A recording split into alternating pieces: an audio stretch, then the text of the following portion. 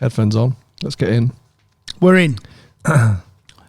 What's the time? Hello one and all, and welcome to Behind the Glass. I'm your host, Sam, from the YouTube channel Seen Through Glass. And I'm Tony from Gravelwood Car Sales. Yes, you are. Each week we get together, we talk about cars, motorsport, F1, what else? Cars? We talk about cars. You can listen to us on Spotify, Apple Podcasts. You can watch us on youtube.com/Behind the Glass. Don't forget to subscribe and turn on notifications. And Tony, if people want to support this podcast, what should they do? Watch it. No. But also head to Patreon. You can support us on patreon.com/Behind the Glass. Thanks for tuning in. We hope you enjoyed the episode. I'm going to spend most of this episode very carefully watching my laptop screen because this morning Paul and I recorded our After the Checkered Flag F1 series, and halfway through the microphones dropped out. Oh, not again. Yeah, and I didn't don't say not again, because that's not usually what happens. Usually what happens is my computer gets overloaded and it just stops recording. This is a new issue that's never happened before, and I didn't realise until Paul had left. And I was like, oh. So I'm just sitting here like nervously kind of waiting for that issue to happen again. By the way, apologies to all of you that listened to After the Checkered Flag earlier this week and noticed that halfway through the audio quality suddenly got a lot worse. That's now why. But yeah, I don't want it to happen again. So apologies if you're watching here on the Behind the Glass YouTube channel and you think I look distracted, or you think that I'm looking down at my screen more than I'm looking at Tony. I am, because I just don't want to suffer any technical issues. Anyway, fingers crossed. We're all right for now. I hope so. Is the camera recording? Yes, I think it is. I don't know. I'm a mess. What's wrong with you today? Full of anxiety, because I hate it. I hate it when things like this go wrong, and it's just anyway. So we're going to move on. You get anxiety, don't you? I do get anxiety. Yeah, I suffer from anxiety quite badly. Yeah. Not like, I think it's become a bit in vogue these days to like, oh, I've got anxiety, but it is a real problem, and people do really suffer from it. I don't suffer from it in a crippling way, but I am easily made anxious. Has it got better as you've become more experienced? Well, no, my anxiety is about different things now. Right. Do you know what I mean? So, but as I say, anxiety is it's too broad a term. I say I just become anxious about certain things. I'm an overthinker. Right, cut it out. So there's no reason why this should go wrong, but I'm sitting here going, but it could. So I just need to let it go. But what will be, boy. There we go. That's what right. it is. Yeah. Anyway, I want to kick things off today by firstly thanking all of you for your fantastic feedback on last week's in-depth episode with Max Chilton. Yeah, it was different. Well, we love doing it. We want to do more of these in-depth episodes with loads of different guests, and so it was ace that Max agreed to come on. He was a fascinating guy, actually. Nice lad, isn't he? Super nice guy. Gave us some great insight into the world of Formula One and his world of cars. Yeah. Now classics, which you hated, but anyway, we move on. Well, I did appreciate that thing he pulled up in, but I mean, I wouldn't want it, but I mean... You understood it. I understood it, and I do understand old cars. Don't forget, I'm an 80s baby, so I do understand. I've owned a few of them. Not a 911 RS, but, but it is one good reason, because I remember how bad they were in the 80s and the 90s, so that's why I dislike them. You've been there, done that. Been there, done that. Don't want to go back. Yeah.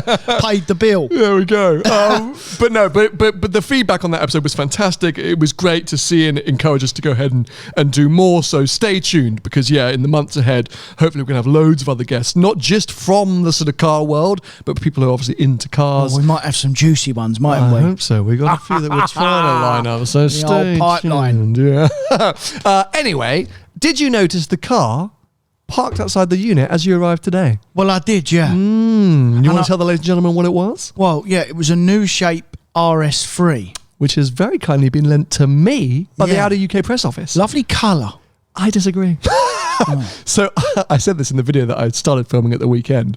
I love the Audi UK press office. One of the best, actually. On a personal, individual level, they're great human beings, but they're also super supportive. They're one of those press offices that basically never want to say no. So they're great, and I love them for that. Who's the worst?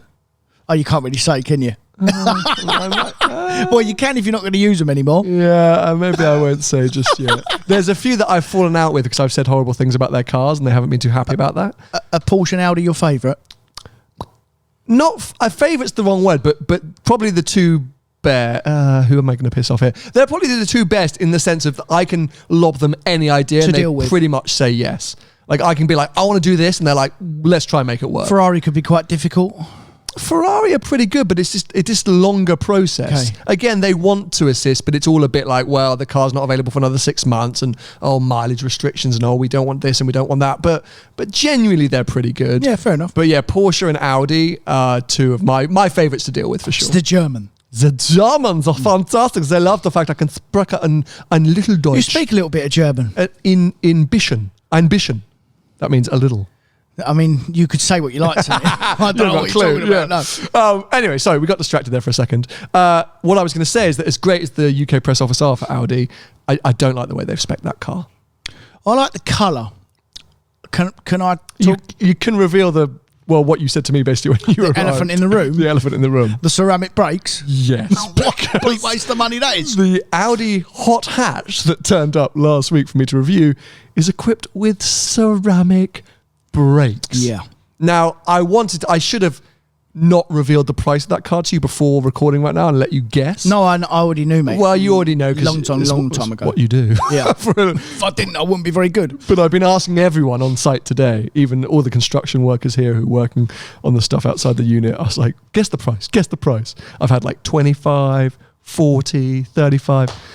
The car that I'm driving at the minute, £68,500. And there are some options it hasn't got as well, by the way. It hasn't got everything. It hasn't got a pan roof.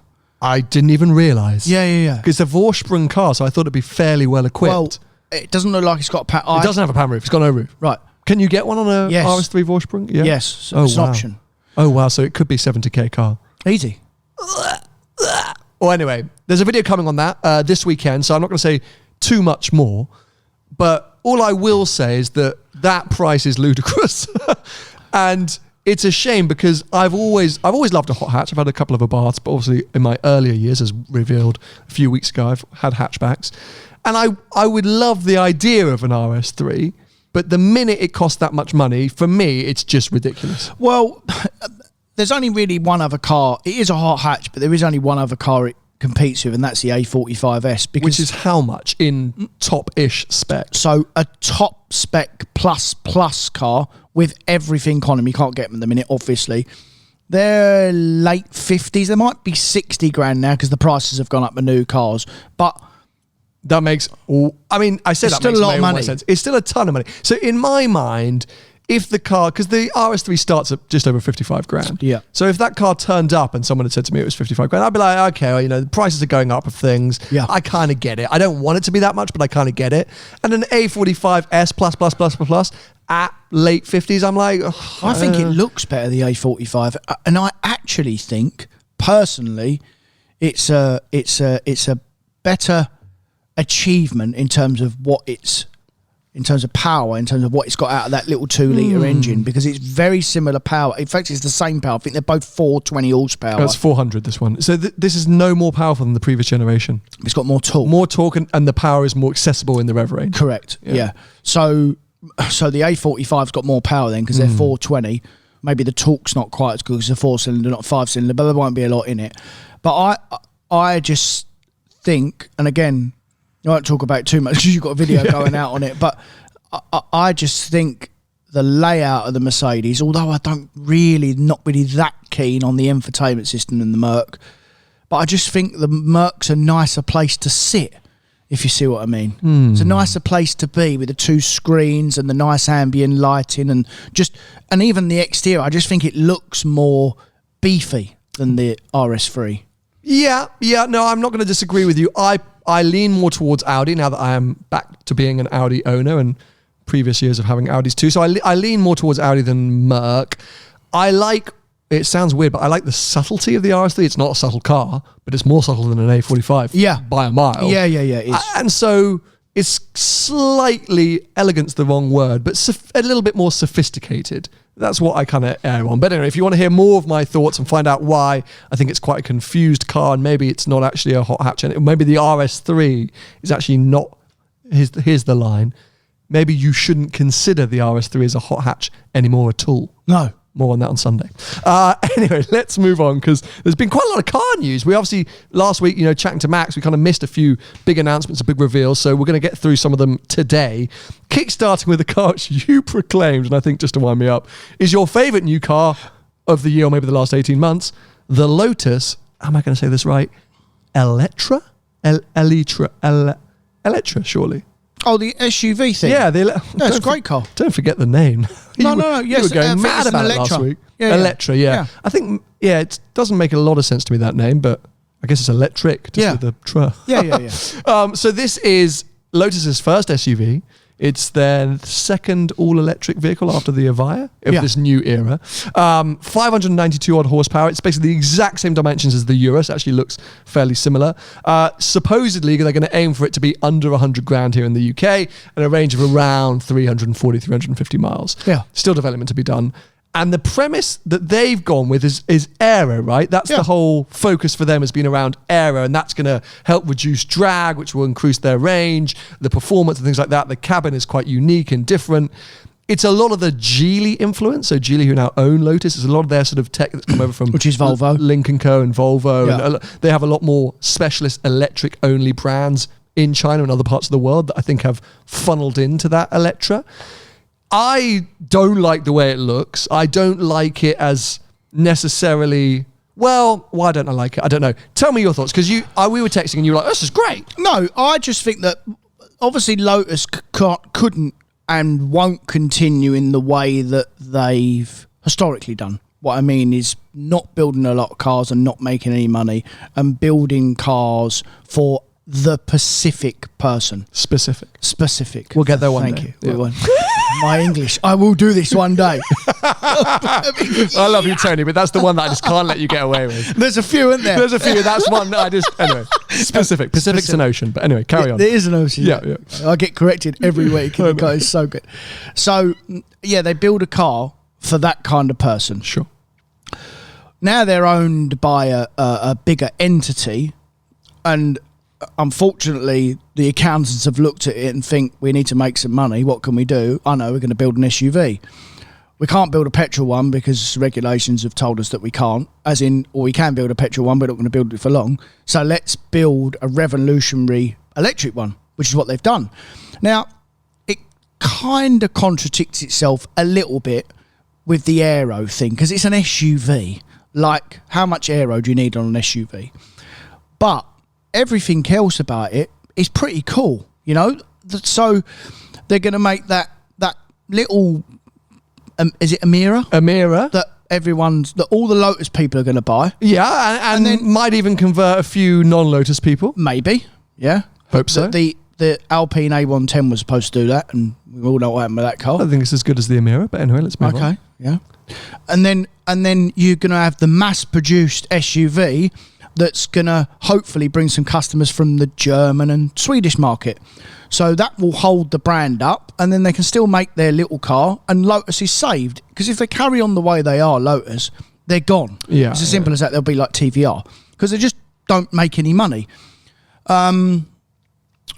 So with that in mind, and from what I've read and stuff... I think the price point, I think they've actually got right. Agreed. Because, again, some of these manufacturers can go stupid. Ferrari with their incoming SUV, how they managed to only just pluck to figure out the sky. So, with that in mind, I think they've priced it properly. They've priced it similar to the BMW iX. I suppose so. It's a good point, similar actually. rival. Yeah. It's a similar range and stuff. I think the Lotus looks miles better. I think it looks good inside as well. The one reservation that I will have, and I hope that they bring that from Volvo, is the build quality. Sure. But the Germans' build quality is still a step up from the Volvo, even as well. I'm just going to cut you off. I don't want to interrupt you, but I'm going to. Because I think... Don't forget as well, Geely are bigger than Volvo. So Volvo is a very good point and a very good reference. But what brings confidence to me is that whole group and everything they're doing beyond Volvo and some of their other learnings that, even on my initial inspections of Emira, and I'm a big Avaya fan, I think I've made that very clear on the main channel a lot. I'm very excited by that new direction for Lotus. So I'm hopeful. That's why I wanted to jump in, because I don't want to just use Volvo as like, because I'm hoping that Lotus will bring in all these different elements, not just from the sort of Correct. Volvo learnings, to be able to rival the Germans. They will, but they haven't bought Volvo. They've bought Volvo for a reason as well, for their know-how, because they've been in the market forever. So there will be, and as well with other cars that they build in the future, you'll probably see that you'll get a little one of them Electras, and that'll be based on an XC40, and they'll change it. But from the face of it, mate, I think it looks good. The range is potentially good. The interior layout and the way it looks, the quality of finish from what I can see looks pretty good.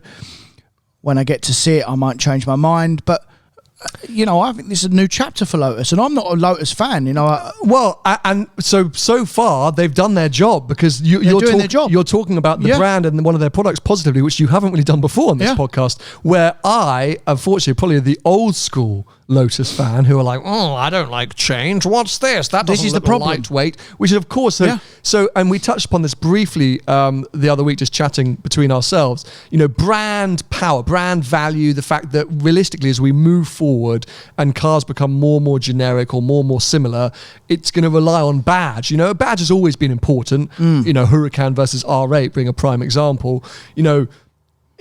Badge value is inherently what is going to sell products moving forward.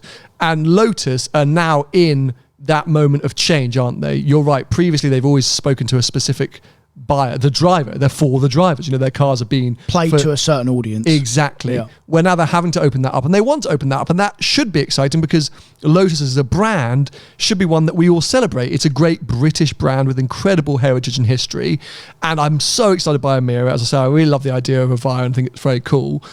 It's a bit too much for me to swallow a big old Euro-sized SUV electric. The electric park, I think for me, some kind of crossover-y, Panamera, something a bit more saloon-esque might have settled with me a bit more, but we all know that's not what sells. SUV sells. That's what dominates the world market. Yeah. So they've done everything they should have done, and you're right, on paper, it's like, this is all very encouraging. I think just personally, I'm struggling to get my head around, okay, this is a brand that I've known very well for doing this.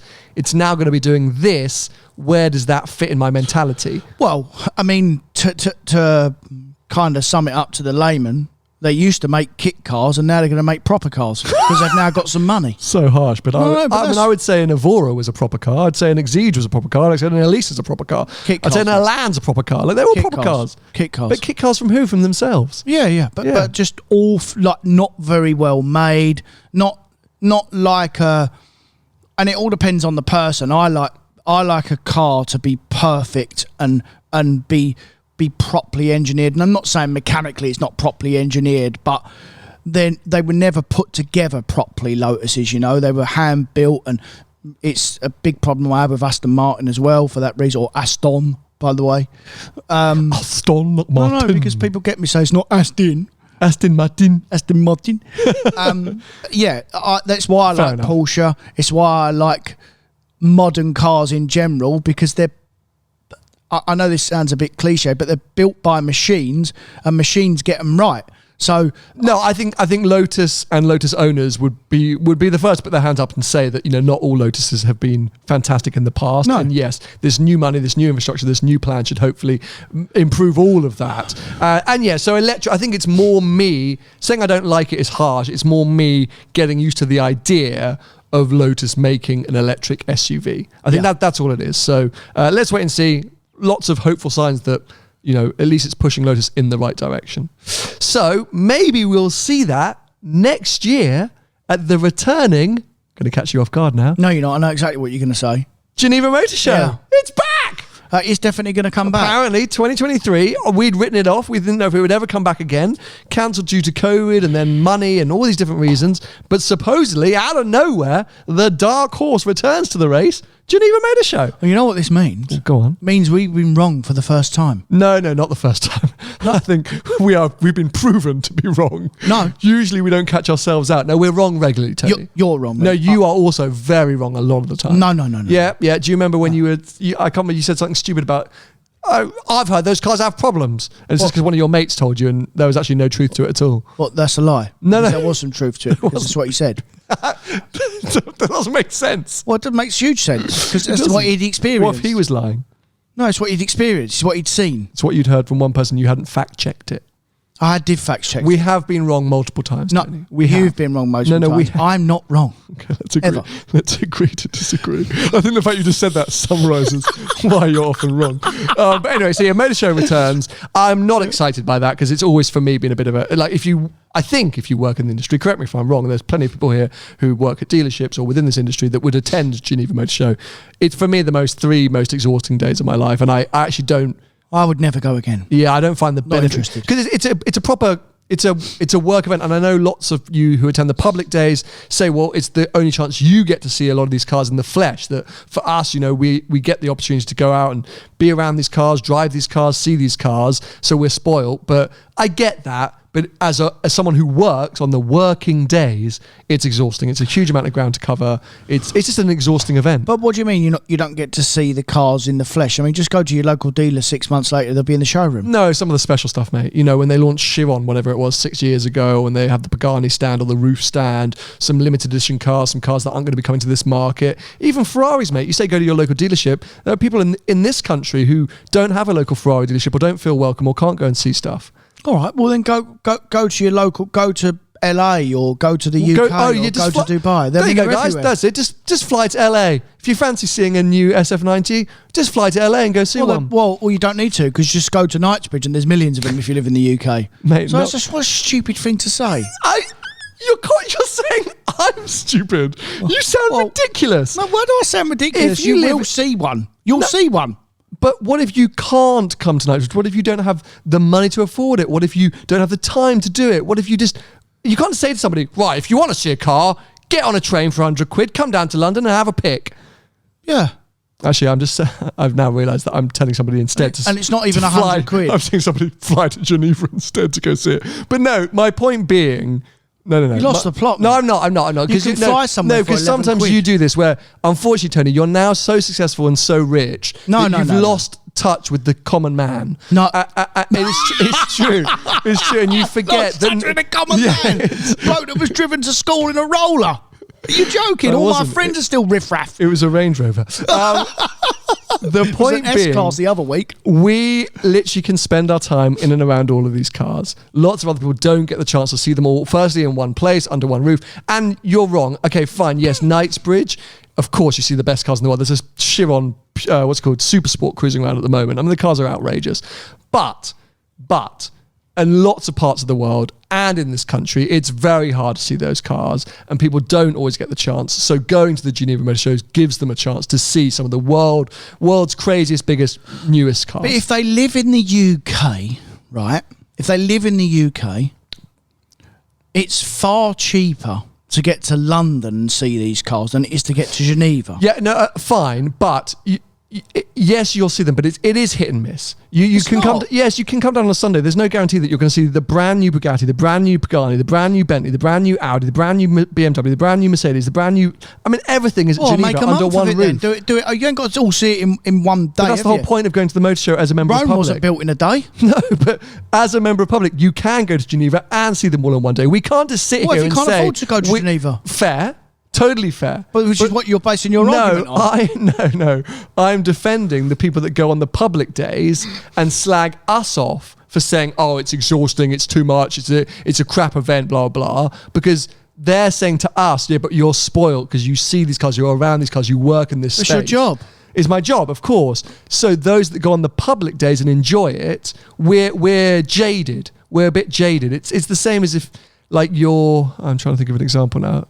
Think of a job that you work in and you don't enjoy the day-to-day hustle, but for me it might be exciting. Do you know? You know what I mean? All right, so you're in a band. You're a singer in a band. Yeah, you're a singer in a band, and 75 gigs in, when you're playing the song that you've played 4,000... You know, Mick Jagger and the Rolling Stones, you really think he likes playing Start Me Up for the freaking 8 billionth time? Yeah, the audience go crazy, and he's like,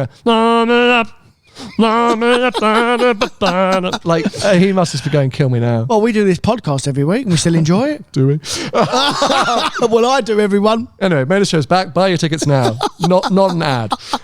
One other car we might be seeing there is, have you seen somebody has modified, this is my dream, oh no, a Rolls Royce Cullinan into the ultimate off-road adventure mobile. Where is that car? Dubai? I mean, I think that's a render. I don't think that's real. But, I mean, this is the coolest thing ever. You know I love a rally spec off-roading kind of adventure mobile. On a Cullinan, I mean, so that kit costs 150 grand on top of the price of a Cullinan. And name me, I mean, actually, I can think of about 3 people.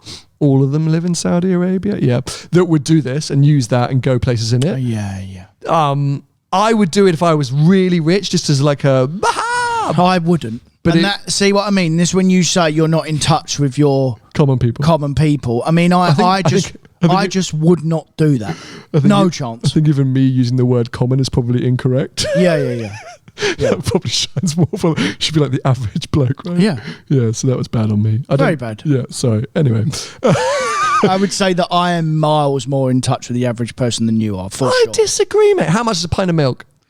Depends where you get it from, but anywhere between 40 and 60p. Cool. Yeah. Is that right, guys? No, it will be right. I don't know. It will, because I live on my own, so I do all my shopping, so I know what's what. Yeah, I don't look. Do you do your shopping? Yeah, you don't look. Yeah, because in Waitrose, they change their price every other day. Yeah, who cares, mate? Just, send the butler and there you go.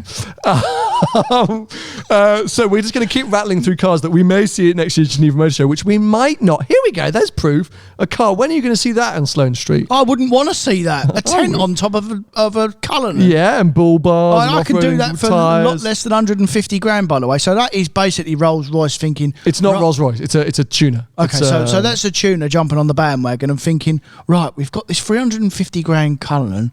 How can we make 50 or 60 grand on top of it? I know. We'll put some wheels on it. We'll jack it up, and we'll put a tent on the top. I don't think it's even that clever. I think they've literally put a tent on the top, put some different wheels on it, and a bull bar, and they're charging 150,000 euros. Yeah. Oh no, here you go. 80 mil raised ground clearance via big wheels. So it's just via the big wheels that they've raised the thing. Improved lift from the suspension. The undercarriage and exhaust get some protection, and there's a snorkel. Good. I mean, so it's made for the world desert. 2.0, here we come. You've got a snorkel, but there's not any water in the desert. It's not made for the desert, mate. It's made for any terrain. Right. It's about adventure. Right. Living your best life. What's wrong with a Land Rover? Absolutely nothing. So yes, moving on to another car, as I say, we might see at Geneva. The Toyota Corolla, where is it? The GR Corolla that launched. Is that coming to the UK, that car? No. Right. Unfortunate that, isn't it? So I think the Not Japanese brand... Not really? Not really. Why not? What, just another hot hatch to fit in somewhere? Yeah, I agree. No, I don't agree. I'm keen. Japanese brands are doing this a lot. It's like there's been a few cars that are coming out recently launched by Japanese brands which aren't coming to the UK. So clearly we're not a very strong market for them. But it's GR Yaris, just a bit bigger and a bit more powerful. You love the GR Yaris? Well, I do like the GR Yaris, yeah. But if a GR Yaris is 35 grand, what's that going to be? 45 grand? Yeah, something like that. But right, it's not so one of them or a Golf R. I mean, are you well? I am, thank you. Or an S3. Or take your pick, or an A35, or an M135. I mean, the list goes on, mate. Okay, so Giulia Quadrifoglio or M3? New M3. Well, that's annoying of you to say, but I mean, like, the point being is... Old one, Quadrifoglio. Okay, well, there you go. Sometimes it's nice to choose something different, mate. Yeah. So you're saying, oh, well, why not just go and get an S3? But because you want something different. S3 is a bit too standard, a bit too obvious. But you've got to be mentally unstable to spend 45 grand on a Corolla. I don't care what it's got on it or in it. Or what, the Yaris? But the Yaris is a bit different. It's a proper homologation car with 2 diffs, and it's a bit special. I mean, originally I absolutely crucified that car until I actually realised what stuff it had on it, because I thought... Because you didn't listen. Because I didn't listen. Yeah. That's the only thing I've ever got wrong, by the way. Mm-hmm. And 300 horsepower Golf R rival. Yeah. No, thank you. So Toyota or Volkswagen. I mean, you're talking about brand. No, but what do you mean? Value. But Toyota is insanely strong. They're a huge player in the world. Not in this country, because it ain't coming here. Yeah, fair. Incredibly reliable. Like the performance we're seeing from the GR brand, the Gazoo Racing brand, which they're rolling out as their R or RS or AMG. Like, that's the whole point of this. It's a souped up version. Why not can this be considered? If you're giving Hyundai their break with their N, i30N, i20N. Grand. No, fine. But if you're saying that they're good and allowed to do that, this is another player within that space. Yeah. It's 45 grand because that's what's a Golf R. We've been talking about these prices loads. Yeah, a fully spec Golf R will be 45 grand, but I know what I'd rather be in, and so would the general UK market, because that's why I ain't coming here. I wouldn't. I'd pick this over a Golf R. But you're peculiar, mate. Yeah, but there are peculiar people out there. Yeah, but there's only two. You and Paul Wallace. And Paul Wallace would have to think about it for 8 months. He would never make a decision because he doesn't buy cars particularly quickly. Well, he won't buy that because it's a manual, by the way. He's like Toyota me. have yet to confirm performance figures, but expect 0 to 62 time nudging 5 seconds. Wow. Golf The R's top rung 4.5. circuit edition is equipped with a pair of Torsen differentials for improved grip, just like the GR Yaris. Brilliant. Powers into both axles through 6-speed manual gearbox, as in the GR Yaris, with an intelligent manual transmission function. It's basically the GR Yaris that's bigger, mate. Yeah. So it has got clever kit on it. Yeah. What's wrong with GR Harris then at 10 grand cheaper? Because this is bigger and more powerful. What's wrong with an S1 instead of an S3? But bigger and more powerful, by the time you do power to weight, I bet there ain't a lot of difference in it. You're annoying me today. No. There's only 30 horsepower difference, 35 horsepower difference. And I bet 40, I think. Right, and then the weight difference on the Corolla compared to the Yaris would be significant. But what you're doing is you're boo-hooing any car. Like, I understand your point. I understand your point. And you're right, most people don't want these Japanese or Italian equivalents. It's why we've seen non-German brands struggle to compete with BMW, Mercedes and Audi, those powerhouses. Volkswagen. And Volkswagen. Some people do want something different. And secondly, you can't sit there and constantly say, why would you have that instead of that? So take, for example, like an S8 versus an S6. Every car has its own space within a brand's lineup, and therefore it can have a spicier version. But no one buys an S8 or an S6. They buy an RS6 okay, or fine. an RSQ8. Well, but so help me with an example. You can't just say, don't get the Corolla because you can get the Yaris. Why should I help you with an example? It's your argument. Because you've got to realise. I realise. No, you don't. Hold on. Give me a moment. I'm going to think of a very good example right now. While you're thinking, right? Because a GR Yaris, right? Just to give you why an M340i instead of an M540i? Why an M340i instead of because an M340i as an all-round package is better than who buys an M? You might as well just buy the 530 petrol. Why don't you buy the 330 petrol? Because why did you buy the X3 M340i instead of a 2-litre one? Because you want different. No, mate, you're deluded. So a GR Yaris is completely different to any mini hot hatch. And originally when it come out, I poo-dooed it because I thought, why is this car 10 or 15 grand more than a Fiesta ST, which is the benchmark for a little hot hatch until the Yaris come out, right? The Yaris is completely... You haven't got me. I know, the Yaris is completely different, right? It's there on its own. You bring that Corolla into the market, and it's just another... All right, it's got 2 diffs, but it's just another 5-door manual hot hatch that sits in the market with the German cars at the same money... And it's not as good, which is why they won't bring it into this country. Okay, I definitely am not arguing with you about picking a Corolla versus a German car. So what are you arguing for? Is you said, don't get the Corolla, just get the Yaris. And so why would you... So it's Focus ST versus Fiesta ST. No, it's not. No. Just for a second. You're claiming the Yaris is more special than the Corolla. You're claiming that the Yaris is more unique, blah, blah, blah. So therefore, save the money and get the more unique car. I didn't claim it's more. I'm just saying, what's the point? And that. But what's the point in getting a Focus over a Fiesta? Because more room. Boom. No. Corolla's got more room. Well, yeah, it's got more room, but there's lots of other cars in the market that you can buy. But that's not the point. Wait, stop. Stop. That's the point. I don't know what you're trying to say to me. Because my point, you said, instead of getting the Corolla, just save your money and get the Yaris. Okay, that was what you said. What I actually said no. Buy the Golf or the S3. Which I agree. Fine. Right. I don't agree, but I understand. I don't really understand why we've argued. Because you did say, instead of the Corolla, save the money and get the Yaris. You said that. I can rewind it on here in a second. Okay, so it's 10 grand cheaper. So just Don't listen to him, listen to me. So why get a Focus? Just save the money and get a Fiesta. You hit the nail on the head, but the Focus has got more room. So does the Corolla. Right. So if you want slightly more room, get the Corolla. Right. So you're paying 12,000 quid more for a bit more room, whereas the difference between the Fiesta and the Focus. You've made that price up, by the way. It's completely unconfirmed. So you have no idea what the Corolla's going to cost. What do you mean? You don't know how much the Corolla's going to cost. So you think it's going to be 35 grand, do you? Corolla price. We don't know because it's not coming here. Right. But so do you think? But if it can, Corolla GR Sport is 27, so $45,000. So that's less. That's 38 grand or something like that. Right. Plus some, and that'll be. There'll be some options. No, there'll be some options. So all right, it won't be 45, be 42. So that's 10,000 quid more. What's the spec up Yaris? 33. No, it's not with the circuit pack. Yeah, 33 and a half maybe. Hold on. Mate, I know. I sort of do this for a living. All right. Okay, well, we're going to leave this here. But I just, my point to you, which I think you're still not going in, I agree with the segment, but my disagreement is that a manufacturer that makes an A1, an A3, an A5, an A6, a Yaris, a Corolla, I don't know what goes above that because I don't know my Toyotas, they all have the same. We could sit here for days and argue. We'll just make one car, make one hot hatch, make one saloon, make one estate, make one SUV, and stop. Come from another angle there, just to narrow it down for you, because for a privately educated man, you're clearly not all there. Come on, a GR Corolla, is for a Pacific person.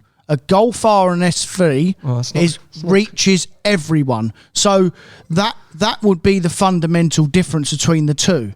But why is there a Golf and a Polo? Why not just save the money and get the Polo?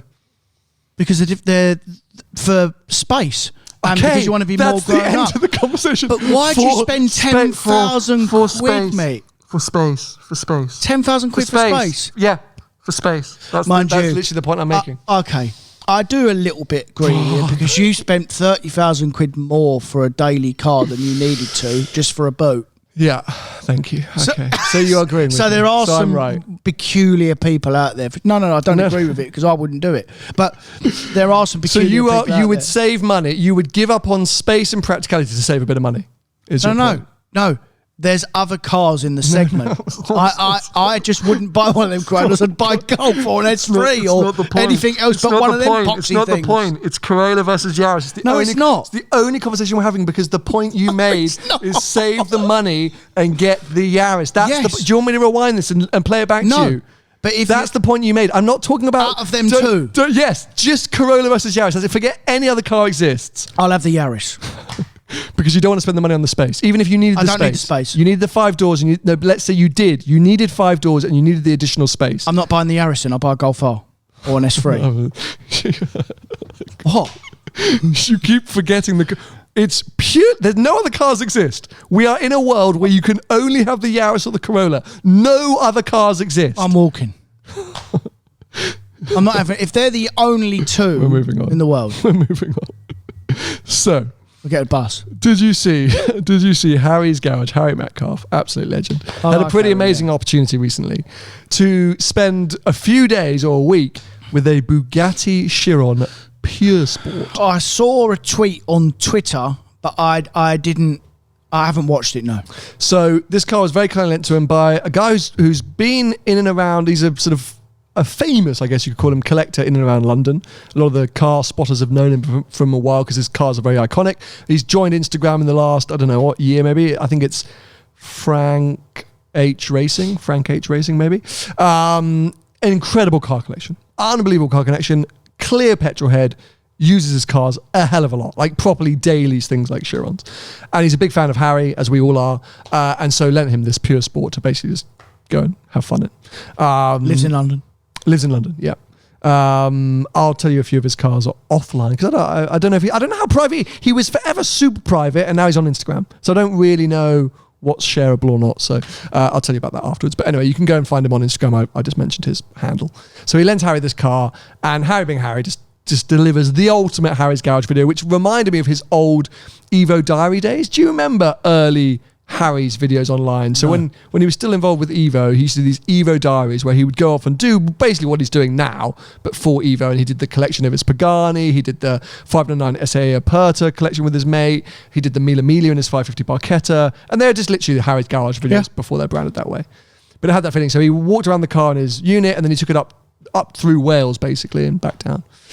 And it's kind of the trips that I guess we all dream of. Like, how often do any of us get chucked the keys to a Chiron, let alone a Pure Sport, and said, go have fun and put 1,000 kilometers on the clock and who cares? And it really surprised me what he said about that car, because I think we've spoken about it before.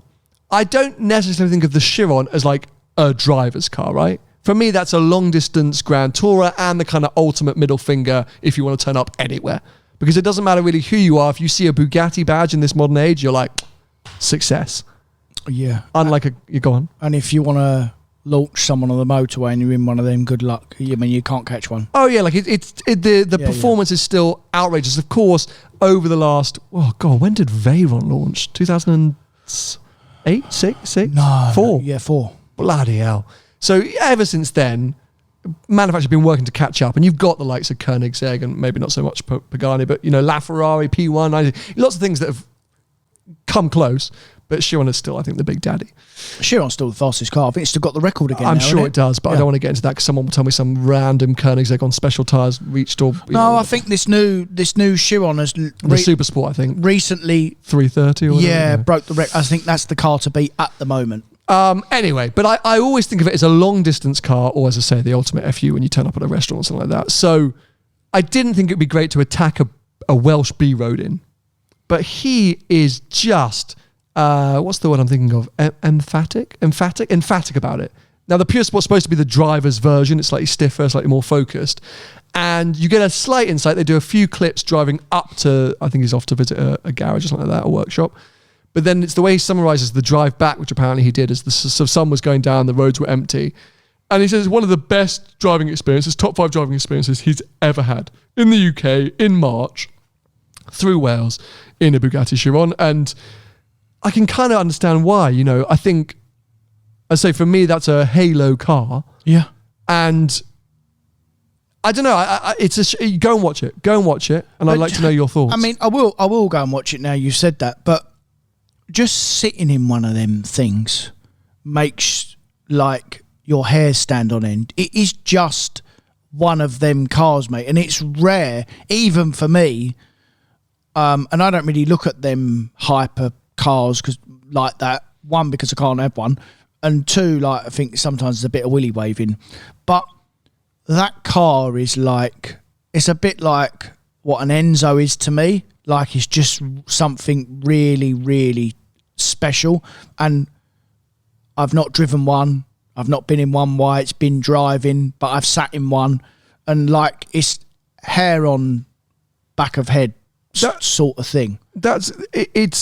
It's everything you want it to be and expect it to be, and what it should be. That car is a sort of celebration of engineering, modern day engineering, and what is capable. And you look at all these other brands, and I say, I know that they are capable, especially on top speed. Koenigsegg, some Paganis, if you really want to look at it, even Ferraris, Porsches, everything like that. But what the Volkswagen Group have done with Bugatti and those cars is just perfect engineering.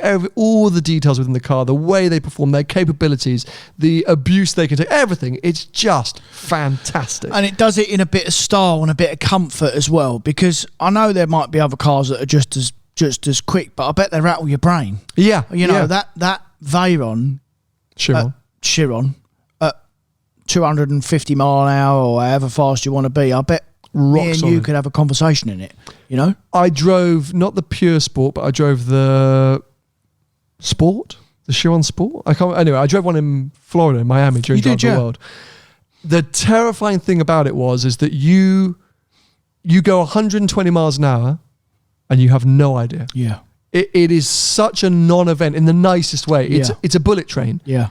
It's rock solid. Yeah. And as I say, it's loud. It's a proper car, but you just, anyway, it's super impressive. And I was just so pleased. I was so worried he was going to get out and say, actually, out here, it's big, it's a bit cumbersome. I can't use any of the power. I'm currently waiting for the sort of the lag-ish to go. But he didn't. He just said it was absolutely incredible, an amazing experience and awesome to drive. And it was a great video. And as I say, just super happy with the what he explained. So similar to him doing a big adventure through Wales, I actually just did a big adventure in the RS6 up to Scotland. You did, yeah. Slightly unexpectedly. Supposed to be going up an M5 CS. Might still be at Harry's garage. I don't really know. He's been posting pictures of it. I'm Still like, got it. That's where it is. So wasn't planning on taking the RS6, but actually it was a really interesting experience. That's what it's for, mate. Well, there we go. So fuel, let's not talk about it for a second. But I was like, okay, this is the ultimate test for me because it's going to give me a chance to really I'm going to spend 3 days in this car. Big mileage, big usage, like what's going to be my feeling as I properly get to bond with it. And actually, I feel much more enamored with that car than I did before I went. At peace with it. Yeah, just like I bonded with it a bit. Yeah. The bit that I think I was getting wrong is I was trying to thrash that car. You know, it's an RS6. I was like, oh yeah. So every time I saw B-road, I was like, yeah, come on, let's have it. And I was like, oh, but it's still just big and heavy and a bit lurchy and a bit of a boat. And I was like, oh, I don't really get what everyone's singing about. It doesn't feel that fast and it's just a bit of noise and a lot of fuel being burnt. But actually, loading it up with fuel, using it for the weekend, sightseeing, cruising around, getting it. I was like, I kind of get you now. It's a jack of all trades car, mate. It sort of does it. It does sort of do everything. Except the tight and twisties. I'm sorry, I'm just going to come out and say it's not comfortable, mate. It's not comfortable on the tight and twisties. If I was with you or trying to keep up with some kind of sports, I wouldn't be happy. It's a bit nauseating. Yeah. It is at its best cruising. But, cruising fast. That's what an M5 does better than an RS6. I would agree with you there. Having the twisty stuff. Yeah. I mean, M5 CS, I'm sure, is another level, but M5 competition, on the twisty stuff, it's better because I've had the chance to do that a few times. And yeah, it's just not that car, the RS6. So as just a wafter, a very fast, very powerful wafter, it is really, really good. But you know what? You know, people that buy RS6s, a lot of them used to be Range Rover customers. So they're Range Rover SVR customers and stuff like that. And they're fed up with that product. And they've gone back to the estate car because SUVs, although they're as common as they are, some people like a bit of change. And I honestly think that there's quite a lot of people that buy RS6s, and I bet they've had Range Rover Sports in the past, and they just want something a bit faster. And quite a lot of people use that car not for what you use it for. You know, they just use it for pottering around, and they go to their mums down the south coast at some point, and they'll go down, they'll fill the boot up, or they go on a camping holiday in it, and it's got not quite as much room, but nearly as much room, and it's a bit more cool, and it holds its money, and it's got something about it. But you can have all your family and your dog in it as well. So, I really think that that's what that car's for.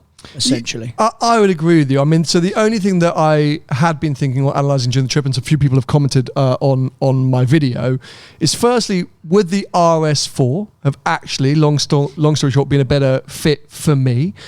Would it have been more dynamic on the tight and twisties? Would it have been just as capable in every other area? And because the only thing that I look at it is, I'm very aware of the mileage I'm doing the RS6. I think inherently because of the value, the car was bloody expensive to buy. It's expensive to finance. And yes, they hold their value well. And there are plenty of cars on the market, so, advertised at least, with big miles and not horrifically less than what I paid.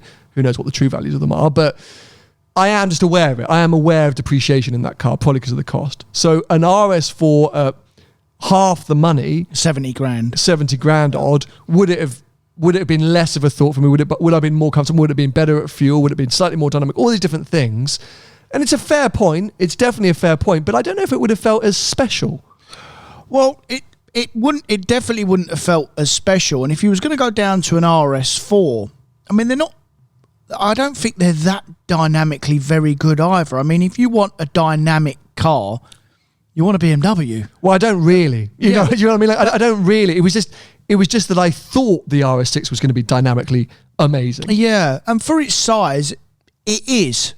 But, like spending 75 or 70,000 quid on an RS4, as good as they are, like for 50,000 quid, you can have a M340i Touring, which, is not quite as good as an RS4, but it will do 8 out of 10 things the RS4 does, mate. So,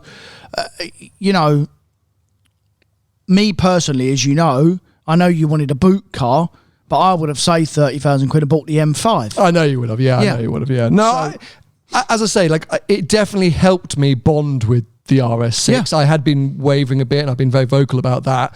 I'm still not like, oh yeah, it's a keeper forever because of the finances, and the fuel. I have to talk about the fuel. The fuel is making it very hard to live with on a day basis at the moment, but I definitely feel like I've bonded with it. And the only thing I want to touch on very quickly is that a lot of people continue to suggest chopping it in for a Taycan, because every time I moan about the fuel, they go, just go and get a Taycan Cross Turismo or Sport Turismo.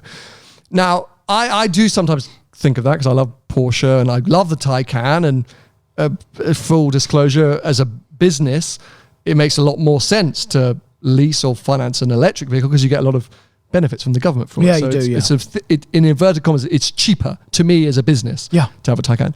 But that trip was a prime example, right? So left here at 4 p.m., like 5 p.m. or something like that, unexpectedly, had to drive up to Scotland. That was a 6.5 or 7 hour drive that first day. So that would have, and how many miles was it? 384. So I would have had to have had a charge at least in the Taycan if I was fully charged. I wouldn't have been fully, because the RS6 wasn't fully fueled up. I wasn't expecting to go anywhere. So I maybe would have had to have done a charge and then another charge halfway up.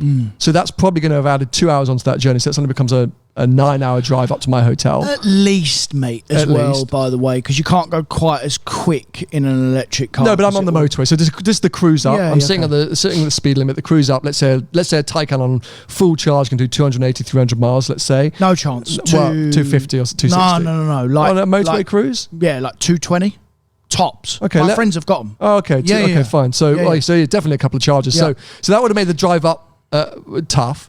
And then the most important one was the day that I spent sort of off the grid in Scotland, because Scotland famously doesn't have a lot of recharge points. And even though we didn't go that high up, that day would have been a headache because I was out filming properly. I was in the middle of nowhere. I wanted to use a bit of performance. So again, I would have been screwed. We then stayed in a cabin off the grid, so there would have been nowhere to charge overnight. So that would have stressed me out. And then the next day we had to bomb it straight back down to London, which was another 9 hour drive. So I would have been stressed about finding somewhere to charge. Could have charged it in the cabin. No, I couldn't, because it was off the grid. We were an off-the-grid cabin, you've had it. Wouldn't have the ability to charge. So that's exactly it. So it then would have been an 11-hour drive minimum back down. So, look, don't get me wrong, I do think about Taycan a lot, and I think this year, as things unfold with the cars that are going to be in my garage and the cars that I have use of, swapping the RS6 at some point down the line for a Taycan Cross or Sport Turismo might be an option if I'm just using it as my daily in and around town. Yeah. Because I've got something else that I can use on the longer trips. That may be happening later this year. We've got to stay tuned on that. But right now, when I got the 360, an F-Type R convertible, I couldn't have the Taycan only because I can't really do family trips in a 360 or the F-Type R convertible. No. It's a bit too much. So anyway, just a little food for thought. I think it's a proper car, that RS6. It is. I'm definitely bonding with it. It's a real great just car. The finances of it. Yeah. And the slight fact that it's the ultimate daily that's actually not that good as a daily. Do you know what I mean? Because of the fuel and some other bits and bobs. Yeah. Anyway, I hope you've enjoyed this episode. We've had a few technical glitches, which I was anxious about, but I think we've somehow made it through. We've made it through somehow, fingers crossed. So if you've enjoyed it and you're watching here on the YouTube channel, make sure to subscribe and turn on notifications. Next week, we're going to be discussing a little road trip that you and I are going on. Oh, yeah. Because it's Easter weekend and Tony and I are off into the continent. Yeah.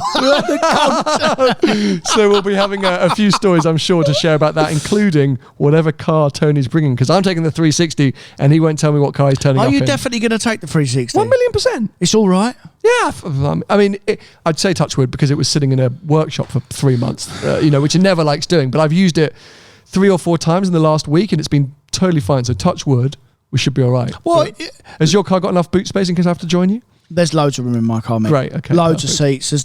There is plenty of room in my car. Don't worry about what it. You're So yeah, we'll be discussing all of that. If you're listening to us on Spotify or Apple Podcasts, keep following and listening. I think you can subscribe on some of those platforms. If you want to follow Tony, he's at Tony Gravelwood Car Sales on most social media platforms. I'm at Seen Through Glass on most social media platforms. And yes, we'll be back with you for another episode next week. Bye-bye. See ya.